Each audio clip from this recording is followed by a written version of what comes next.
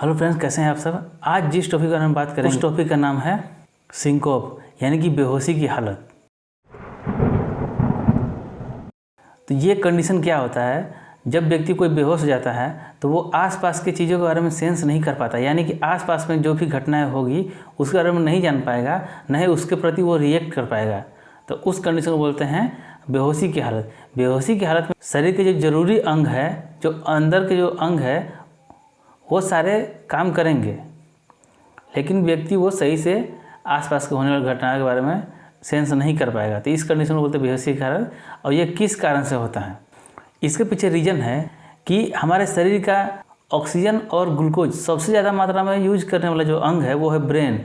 यानी कि ब्रेन जो है वो हमारे शरीर में जितने भी अंग हैं उन सबसे ज़्यादा मात्रा में ऑक्सीजन और ग्लूकोज को यूज करता है। जब कभी भी किसी भी कारण से जब हमारे ब्रेन को सही मात्रा में ऑक्सीजन और ग्लूकोज नहीं मिल पाता है तो उस कंडीशन में ब्रेन सही से नहीं काम कर पाता है और व्यक्ति बेहोश हो जाता है।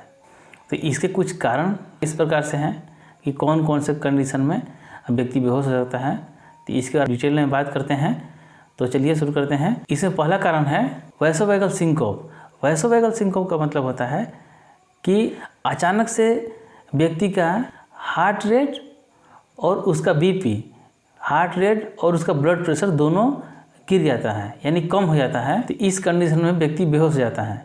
यानी कि जब हार्ट रेट व्यक्ति का कम हो जाएगा और ब्लड प्रेशर भी कम हो जाएगा तो उस कंडीशन में हार्ट ब्लड को सही से पंप नहीं कर पाएगा और उस कंडीशन में ब्रेन को सही मात्रा में ऑक्सीजन और ग्लूकोज नहीं मिल पाएगा, क्योंकि ब्लड ही है जो ऑक्सीजन को कैरी करके, ऑक्सीजन को ले करके शरीर के सभी हिस्सों में पहुंचाता है। ब्लड ब्रेन को पूरी मात्रा में नहीं मिल पाएगा तो उस कंडीशन में ब्रेन को ऑक्सीजन भी नहीं मिल पाएगा और ग्लूकोज भी नहीं मिल पाएगा। तो इस वजह से व्यक्ति बेहोश हो जाता है। वैसोवैगल सिंकोप होने के कारण है स्ट्रेस और ज़्यादा देर तक खड़ा होना। अगर कोई व्यक्ति स्ट्रेस लेगा या फिर ज़्यादा देर तक खड़ा रहेगा तो उस कंडीशन में उसको वैसोवैगल सिंकोप हो सकता है। जैसे कि आप लोगों ने देखा होगा, जब कोई बच्चा स्कूल में पढ़ता है, जब वो प्रार्थना के लिए ज़्यादा देर तक खड़ा होता है तो वहाँ भी वो बेहोश होकर गिर जाता है। तो वो यही कंडीशन है वैसोवैगल सिंकोप। अगला जो कारण है बेहोश होने का वो है कार्डियक एरिथमिया। इस कंडीशन में क्या होता है कि हमारा जो हार्ट रेट है, इम्प्रॉपर हार्ट बीट, यानी कि हार्ट बीट जो होता है या तो बहुत ज़्यादा कम हो जाएगा या फिर बहुत ज़्यादा हाई हो जाएगा। इसका जो बीमारी है उसको बोलते हैं एडम्स सिंड्रोम। इस कंडीशन में क्या होता है, हार्ट को फंक्शन करने के लिए ब्रेन से नर्व के थ्रू सिग्नल मिलता है।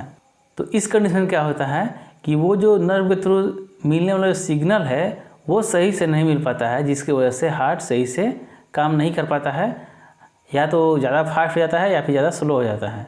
तो इस कंडीशन को बोलते हैं एडम्स सिंड्रोम।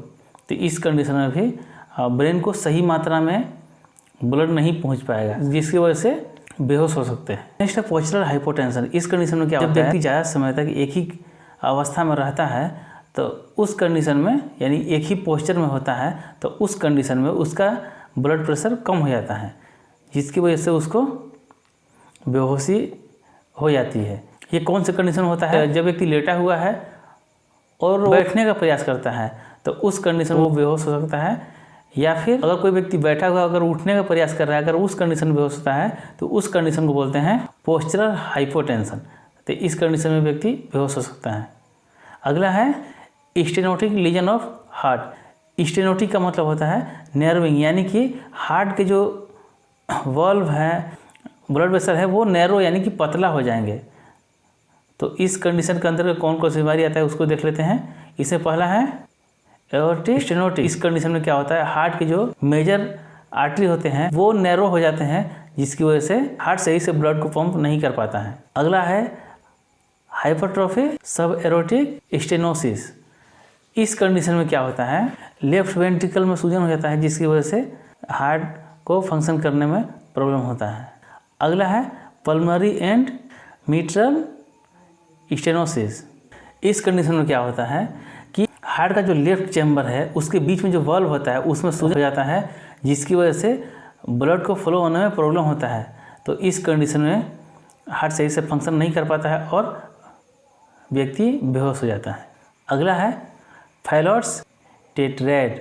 इस कंडीशन क्या होता है कि बच्चे में ये जन्मजात होते हैं जिसकी वजह से हार्ट का स्ट्रक्चर चेंज हो जाता है और वो सही से काम नहीं कर पाता है और हार्ट सही से ब्लड को पंप नहीं कर पाता है और उसमें कम ऑक्सीजन होता है। इसकी वजह से ब्रेन को सही मात्रा में ऑक्सीजन और ग्लूकोज नहीं मिलता है जिसकी वजह से व्यक्ति बेहोश हो जाता है। अगला है valve thrombosis of left atrium. इस कंडीशन में क्या होता है, लेफ्ट एट्रियम होता है उसके वाल्व में रुकावट हो जाता है जिसकी वजह से ब्लड फ्लो सही से नहीं हो पाता है और जिसकी वजह से पेशेंट बेहोश हो सकता है। अगला कंडीशन है सेरेब्रोवैस्कुलर इनसफिशिएंसी। इस कंडीशन क्या होता है कि ब्रेन को सही मात्रा में ब्लड नहीं मिल पाता है। इस कंडीशन में भी व्यक्ति बेहोश हो जाता है और ये इस कंडीशन के अंतर्गत कौन कौन सा बीमारी आता है इसको पहले देख लेते हैं। वर्टिब्रोवैस्कुलर इनसफिशिएंसी। इस कंडीशन में क्या होता है कि हमारे जो बैक ब्रेन है यानी कि जो पीछे का ब्रेन है उसको सही मात्रा में ब्लड नहीं मिल पाता है जिसकी वजह से व्यक्ति बेहोश हो जाता है। अगला है कैरोटिड साइनस सिंड्रोम। इस कंडीशन क्या होता है कि जब कैरोटिड साइनस पर प्रेशर पड़ता है तो उस कंडीशन में भी व्यक्ति बेहोश हो जाता है, तो उस कंडीशन को बोलते हैं कैरोटिड साइनस सिंकोप। अगला कंडीशन है मिसलेनियस, यानी कि उसके कारण के बारे में सही से पूरी तरीके से पता नहीं हो पाता है लेकिन उस बीमारी में व्यक्ति बेहोश हो सकता है। इससे पहला कंडीशन है massive myocardial infection. Massive myocardial infection में क्या होता है कि हमारे हार्ट के जो मसल हैं उसको सही मात्रा में ब्लड नहीं मिल पाता है जिसकी वजह से हार्ट का जो मसल होता है उसमें ऑक्सीजन की कमी हो जाती है और वो सेल डेड होने लगता है जिसकी वजह से हार्ट सही से फंक्शन नहीं कर पाता है और इस कंडीशन में व्यक्ति बेहोश हो जाता है। अगला है पेरिकार्डियल टेम्पोनेड। इस कंडीशन में क्या होता है कि हार्ट के आसपास में फ्लूइड जमा हो जाता है जिसकी वजह से हार्ट के ऊपर उस फ्लूइड का प्रेशर पड़ता है और हार्ट सही से काम नहीं कर पाता है। इस कंडीशन को बोलते हैं पेरिकार्डियल टेम्पोनेड। तो इस कंडीशन में भी हार्ट सही से फंक्शन नहीं कर पाता है और व्यक्ति बेहोश हो जाता है। अगला है लेफ्ट आर्ट्रियल मैक्सोमा। इस कंडीशन में क्या होता है कि हार्ट के 4 चैम्बर होते हैं, ऊपर में 2 चैम्बर होते हैं जिसको बोलते हैं एट्रियम, तो उसके जो लेफ्ट साइड का जो चैम्बर होता है उसमें ट्यूमर हो जाता है जिसकी वजह से जो वाल्व है जो लेफ्ट के दोनों चैम्बर को आपस में जोड़ता है वो वाल्व भी नैरो हो जाता है यानी कि कम हो जाता है, छोटा हो जाता है, तो जिसकी वजह से हार्ट सही से फंक्शन नहीं कर पाता है। अगला है मैच्यूरेशन। इस कंडीशन में क्या होता है कि व्यक्ति पेशाब करते करते बेहोश हो जाता है क्योंकि उसका ब्लड प्रेशर बहुत ही कम हो जाता है जिसकी वजह से वो बेहोश हो जाता है। इस कंडीशन को बोलते हैं मैच्यूरेशन सिंकोप। अगला है कफ सिंकोप। इस कंडीशन में क्या होता है कि जब व्यक्ति को कफ होता है तो उस कंडीशन में क्या होता है कि लंग्स में प्रॉब्लम हो जाता है और लंग्स सही से ऑक्सीजन कैरी नहीं कर पाता है और वो ऑक्सीजन सही से जब कैरी नहीं कर पाता है तो वो ऑक्सीजन हार्ट की मात्रा में नहीं भेज पाता है और हार्ट से ब्रेन में सही मात्रा में ऑक्सीजन नहीं पहुंच पाता है जिसकी वजह से व्यक्ति बेहोश हो जाता है। अगला है इंटरनल ब्लीडिंग।